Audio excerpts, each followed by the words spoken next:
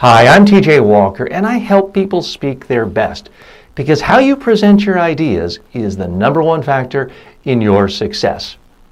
Today is the day we celebrate Martin Luther King Jr.'s birthday and his life and contributions to the world. All of you have heard about his great I Have a Dream speech in front of 250,000 people in Washington back in 1963.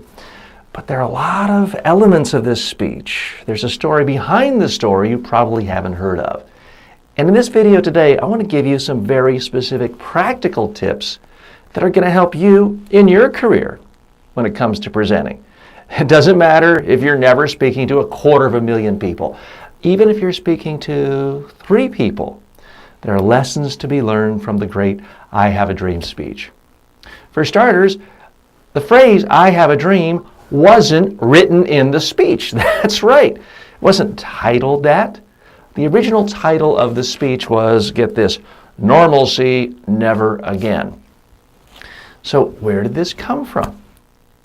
It came because someone in the crowd said, tell him about the dream. It was shouted out and he responded to it. So how do you do that? How do you get to be spontaneous and speak off the cuff in front of 250,000 people?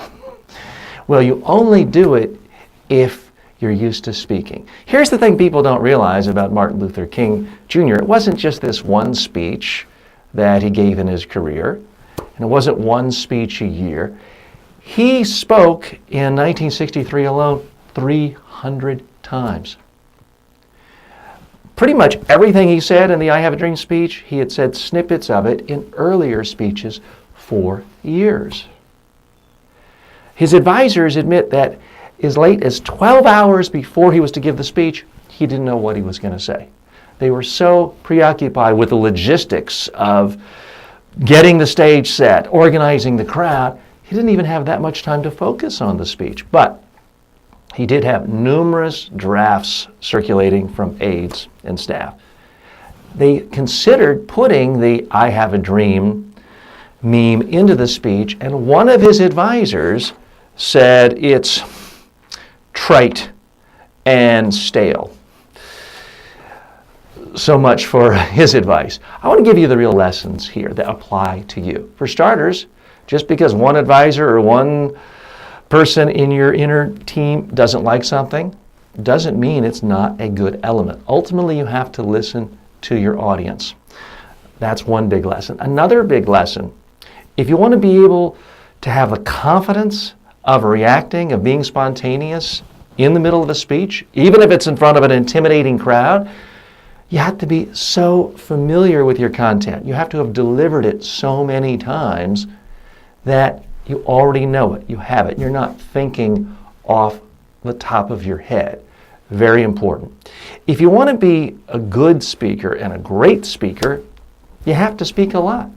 It's not just about one great speech. It's about speaking being a part of who you are and a part of your message. So if you want to be the greatest copier salesperson in your industry or your company, you got to speak to a lot of prospects all the time. You got to speak to your customers all the time. If you want to be the industry leader for internet security, you got to be speaking at all the conferences, not just the one big one of the year. So that's part of the lesson you need to take away is you want to speak well and be seen as someone who gives the great speech in your industry, you got to speak a lot. Next thing people don't realize about this speech, he was the 16th speaker out of 18 speakers for the day.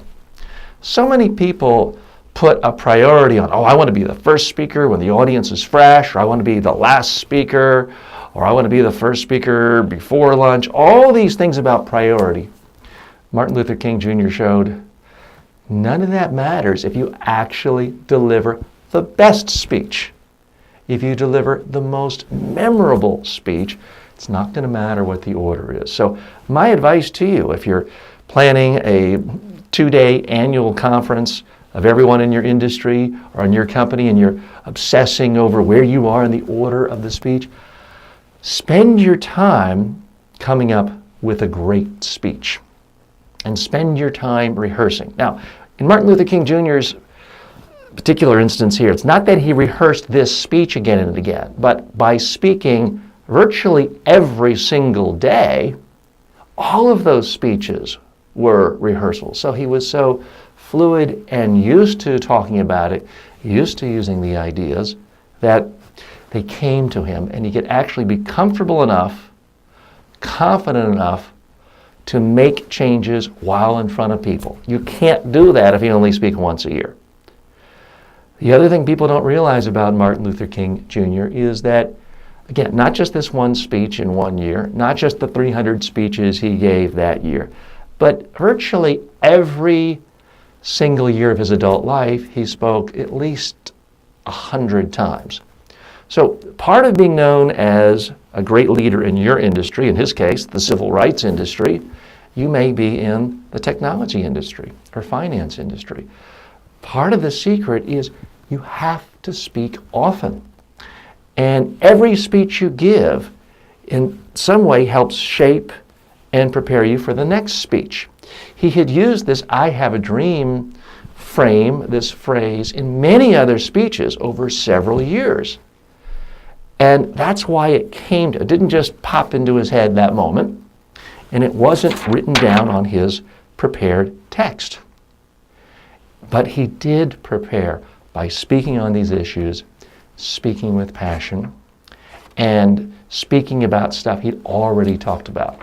The other big lesson is, yes, he did have a prepared script, and he did glance at his speech from time to time, but for the most part, he was looking out at people and he was speaking with passion, great inflections with his voice.